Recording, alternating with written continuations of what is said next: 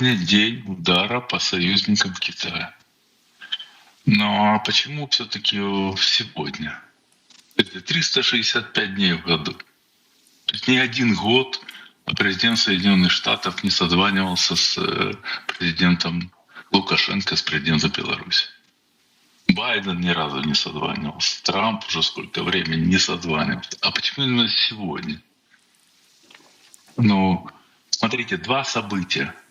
Встреча Путина с Трампом и звонок к Лукашенко. Да, передача Юрия Пронько, который выделяет главное, мимо второго события пройти не смогли. Но все остальные мировые СМИ просто на фоне встречи Путина с Трампом не будут освещать звонок Лукашенко. Просто выпадет. Он просто поглотится гораздо больше активным и более ярким событием. А позвонить надо было.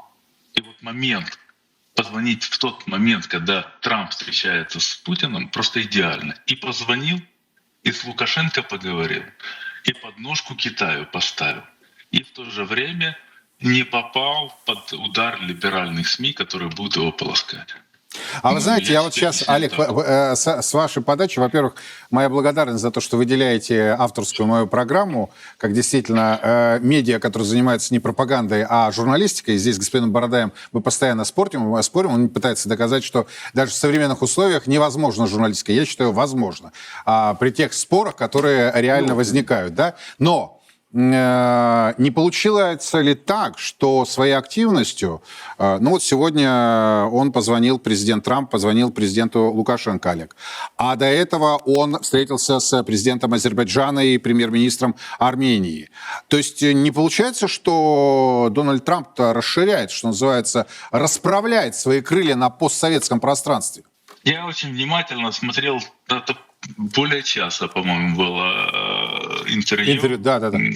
Да, великолепное интервью. Там Лукашенко говорил о том, что это последний его срок, о том, что его сын не будет преемником и так далее. Это очень интересное было интервью. Он заговорил о своей вечной дружбе с Россией, о том, что это постулат, знаете, как в математике. Это в основе всего.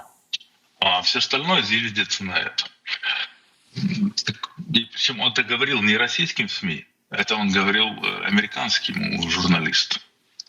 И о том, что понимая о том, что это будет звучать в Соединенных Штатах. Кстати, там был очень интересный рассказ о том, что он обсуждал с Китом Келлогом воздушное перемирие. А Кит Келлог должен был передать о том, что Россия предлагает Соединенным Штатам установить на территории Украины воздушное перемирие. А Кит Келлог непонятно, передал это или нет. И я хочу обратить внимание, Кита Келлога больше нигде мы сейчас не видим.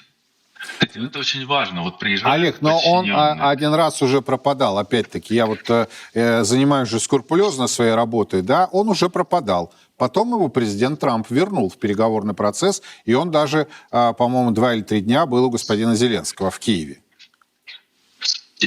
Юра, я считаю, что вот этот момент с воздушным перемирием, который потом озвучил Лукашенко на пресс-конференции с Владимиром Путиным, который практически никто не заметил. Стоит Лукашенко и рассказывает о том, что я Киту Келлогу предлагал предложение России установить воздушное перемирие над Украиной.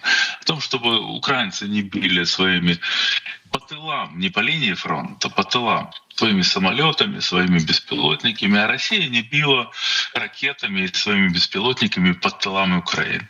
Вот сейчас идет информационный шум. Настоящие переговоры идут в тиши кабинета.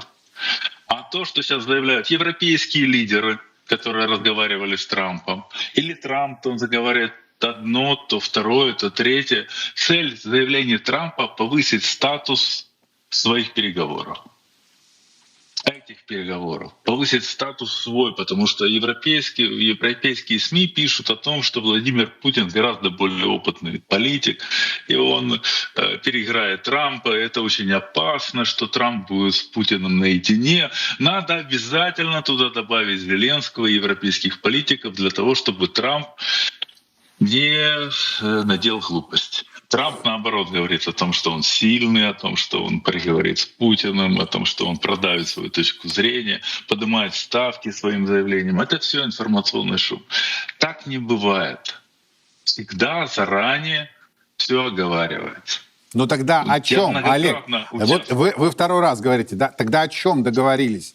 Вот рамочно, на 90 там с лишним процентов, на ваш взгляд? Знаете, оговорены очень выгодные бизнес-контракты. Потому что в конечном итоге все всегда исключительно про деньги. Про экономику. Газопровод про экономику, про деньги. Газопровод украинский плюс Северный поток способен приносить триллионы долларов американским компаниям. Они будут покупать российский газ и продавать их в 2 раза дороже в Европе. Европа будет платить. Такое ощущение, что Европа — это проигравшая страна в этом российско-украинском конфликте, которая будет за все платить. И это очень выгодно. Плюс Аляска, плюс арктические какие-то проекты. Я знаю от своих друзей, которые идут, какие сейчас идут переговоры о добыче золота, урана, от каких-то других проектов, лицензии. Обратите внимание, сейчас снимают санкции. Знаете, это не просто так. С российских лиц снимают, граждан снимают санкции. До 20 августа, Олег. Снимают санкции по той причине, Я же тоже посмотрел документы Минфина США. Это сопровождается договоренностям по сделками. То есть идут сделки, которые стоят миллиарды, сотни миллиардов долларов. И под них освободите, пожалуйста, снимите санкции. Я не буду сейчас называть фамилии, мы легко в интернете их поискать, я не хочу себе наживать личных врагов. Но понятно, что я просто знаю, кто с кем договаривается. Трампу нужно, с одной стороны, он говорит о том, что на этой встрече не будут приняты кардинальные решения, с другой стороны, он говорит о том, что если не будут приняты какие-то движения вперед, то дальше он будет вводить санкции. А санкции он не может вводить, потому что их не поддержат ни Бразилия, ни Индия, скорее всего, ни Китай. То есть он в безвыходной ситуации, по этой причине он встречается с Путиным. Кстати, сейчас глава МИД России Сергей Лавров сделал заявление, по-видимому, перед встречей, о том, что он ожидает смягчения санкций.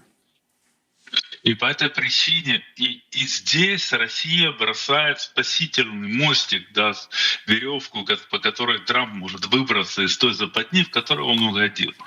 Он не может ввести санкции, потому что если он введет санкции, он будет лузером, потому что их никто не будет соблюдать.